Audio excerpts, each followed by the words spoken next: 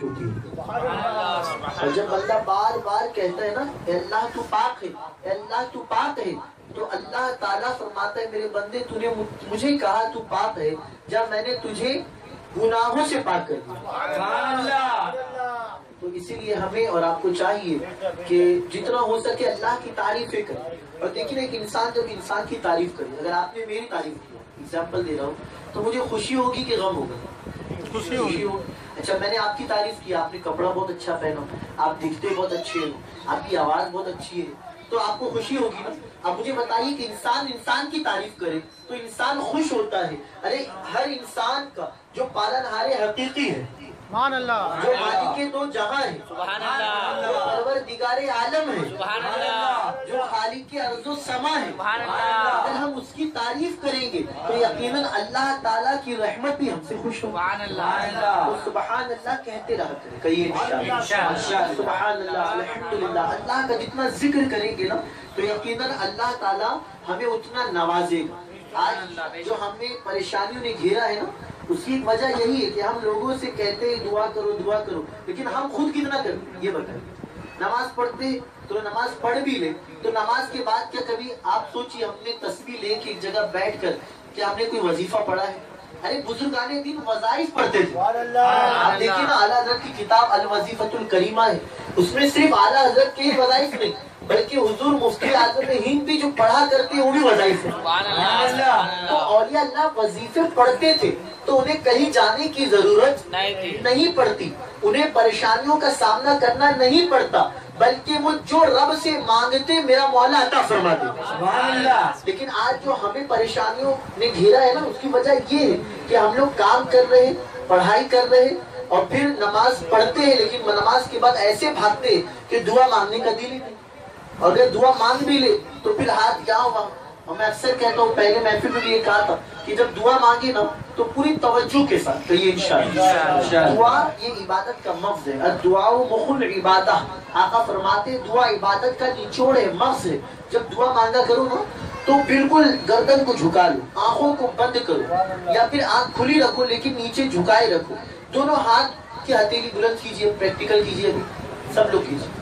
اب یہ میں طریقہ آپ کو ابھی نہیں بتا رہا بلکہ آپ ہمیشہ یاد رکھیں، بولیے انشاءاللہ۔ آپ مرتے دم تک آپ چاہے کسی ولی کی بارگاہ میں جائیں یا آپ نماز کے بعد دعا کریں یا آپ تنہائی میں دعا کریں، ایسی کریں، بولو انشاءاللہ۔ سینے کے سامنے ہاتھ رکھیں، یہ سنت طریقہ ہے، سینے کے سامنے ہاتھ اور دونوں ہاتھ کی ہتھیلیاں پھیلی ہوئی ہو، دونوں ہاتھ کے درمیان تھوڑا حصہ کھلا ہو، گیپ ہو، دونوں ہاتھ کے درمیان کھلا ہوا ہو، دونوں ہاتھ ملائے نہ بلکہ تھوڑا سی بیچ میں گیپ رکھیں اور ہتھیلی آسمان کی طرف پھیلی ہوئی۔ یہ سنت طریقہ میں بتا رہا ہوں، آپ بالکل ہمیشہ کے لیے یاد رکھیں، دماغ ذہن میں ایک دم گانٹھ باندھیں اور نگاہیں نیچی رکھیں۔ دیکھیے کب میں بچوں کو بھی الحمدللہ کہتا ہوں نا دعا کے وقت بولا اس طرح کرو، تو بچے بھی جب اس طرح دعا کرتے ہیں نا تو دل سے ان کے لیے دعا نکلتی اور اچھا لگتا ہے۔ آپ اس طرح کیجیے۔ اب دیکھیے میں آپ کو دیکھ رہا ہوں، مجھے کتنا اچھا لگ رہا ہے کہ آپ بالکل نیچے نگاہ کیے ہوئے ہے نا، یا میں آپ کے سامنے کروں اب بالکل اس طرح۔ اب اگر دعا کر رہے ہیں، یہاں دیکھ رہے ہیں دعا کر رہے ہیں ہم لائٹ پہ، اچھا لائٹ اتنی ہے، اچھا پنکھے ہوا چل رہا ہے، اچھا کون آ رہا ہے، اچھا پیچھے والے، ہاں برابر۔ اب یہ کیا ہے میرے بھائی بتائیے نا، آپ خود دل پہ ہاتھ رکھ کے بولیے۔ میں مسجد میں بھی دیکھتا ہوں نا، بلکہ مسجد میں جا کے تو یہاں تک جو بزرگ بیٹھے ہوتے ہیں اللہ معاف کرے، لیکن وہ مسجد میں دیکھیے اب سمجھ لیجیے قبلہ ہے، ہاں اب میں تو آپ کے لیے یہاں بیٹھا ہوں کیونکہ تقریر کر رہا ہوں، لیکن مسجد میں کچھ اچھا تسبیح لے کے بیٹھے گی، اب وضو خانے پہ نہیں ہے، اچھا وضو خانے پہ وہ بچہ آیا، اب قبلے کو پیٹ دکھا رہے اور پوری توجہ وضو خانے پر ہے۔ بتائیں کیا یہ صحیح ہے؟ ارے جب اللہ کی بارگاہ میں آتے ہیں نا، اللہ اکبر کہتے ہیں نا ہم لوگ، ہاتھ اس طرح چھوڑتے ہیں، اب دنیا پیٹ کے پیچھے،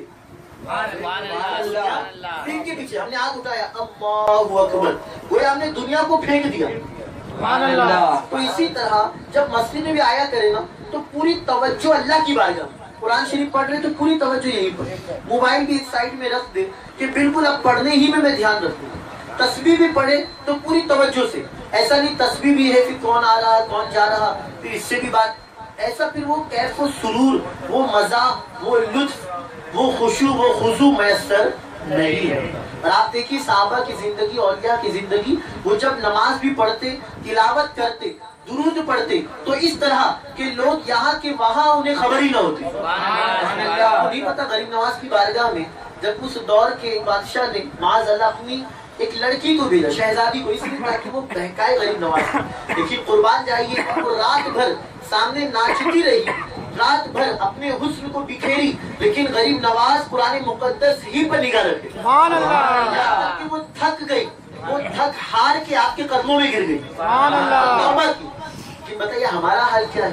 ہم مسجد میں ہیں لیکن توجہ پوری باہر، ایسا نہ کہیے انشاءاللہ۔ محفل میں بھی آئے تو پوری توجہ یہاں پڑھنے والے کی طرف، دعا بھی کریں۔ تو میں نے آج آپ کو طریقہ بتا دیا کہ جب دعا کریں گے تو آنکھیں بند ہو، نگاہیں نیچی ہو اور گردن جھکی ہوئی، دونوں ہاتھ پھیلے ہوئے، ہاتھ بھی ہم لوگ ایسا کر دیں۔